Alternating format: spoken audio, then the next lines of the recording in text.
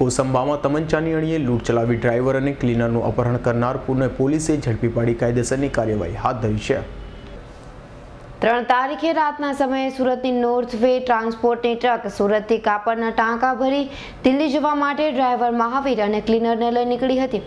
દરમિયાન કોસંબા નજીક હાઈવે પરથી પસાર થઈ રહ્યા હતા તે સમયે એક સફેદ કલરની સ્કોર્પિયો કાર આવી અને ફિલ્મી સ્ટાઇલમાં આગળ આવી ઊભી રહી ટ્રક રોકી હતી।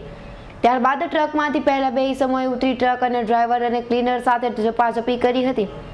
માથા પર તમંચો મૂક્યો હતો। ત્યારબાદ સ્કોર્પિયોમાંથી ઉતરેલા અન્ય 4 જેટલા ઈસમોએ ડ્રાઈવર ક્લીનરના હાથ પગ બાંધી સ્કોર્પિયોમાં નાખી લૂંટારાઓ પૈકી 2 ઈસમો ટ્રક લઈ ફરાર થઈ ગયા હતા, જ્યારે અન્ય 4 જેટલા ઈસમોએ ડ્રાઈવર ક્લીનરનું અપહરણ કરી અરવલ્લી જિલ્લાના મોડાસા નજીક હોટેલ પાસે ઉતરી તેઓ પણ ફરાર થઈ ગયા હતા।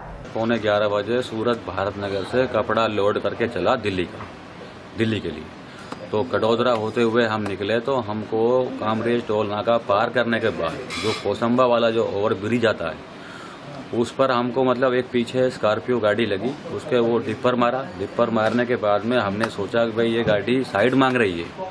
हमने सेकंड में लाइन में लिया, उन्होंने बराबर मतलब गाड़ी को लेकर स्कॉर्पियो गाड़ी को तो बार बार गालियाँ दी कि रोक गाड़ी को, तुम मानस मार के आए हो। तब हमने जब भी नहीं रोका उसके बाद में ब्रिज उतरने के बाद में यानी कि आशीर्वाद होटल से पहले उन्होंने गाड़ी के आगे गाड़ी लगा दी। हमको गाड़ी रोकनी पड़ गई। रोकने के बाद में 2 बंदे दोनों राइट और लेफ्ट से हमारे गाड़ी में घुसे तो उन्होंने हमको मानस मारने के नाम से मारना शुरू कर दिया। तब भी हमने हाथापाई की, हम बस में नहीं हुए तो आगे जो स्कॉर्पियो गाड़ी थी उसमें से 4-5 बंदे और निकल के आए।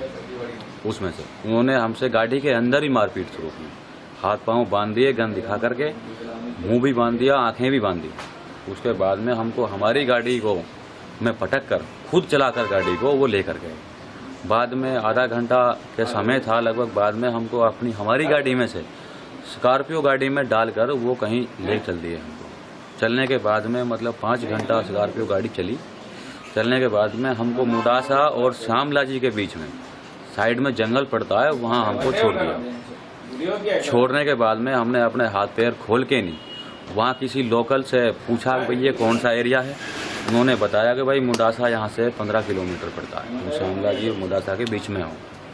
हम वहाँ जाकर पूछा कि भाई यहाँ कोई ठिकाना है, होटल वगैरह कुछ है।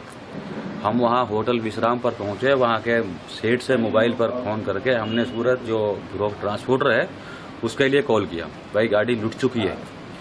लूटने के बाद में उन्होंने कहा कि भाई ठीक है। उसके बाद में जीपीएस के जरिए उन्होंने दिल्ली वाले सेठ को फ़ोन किया। जीपीएस के जरिए गाड़ी का पता लगाया कि गाड़ी अंकलेश्वर के आजू बाजू में है।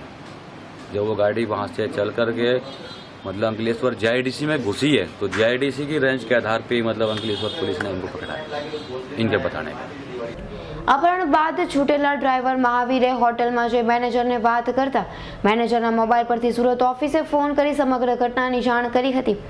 सूरतना मैनेजरे दिल्ली मुख्य ऑफिस में जाण करता ट्रक में लगाववामां आवेला जीपीएस लोकेटर चेक करता ट्रकનું લોકેશન અંકલેશ્વર વાલિયા રોડ પર આવ્યું હતું, જેથી સિટી કંટ્રોલનો સંપર્ક કરી પેટ્રોલિંગ કરી રહેલી પીસીઆરને ત્યાં મોકલતા ત્યાંથી ટ્રક મળી આવી હતી।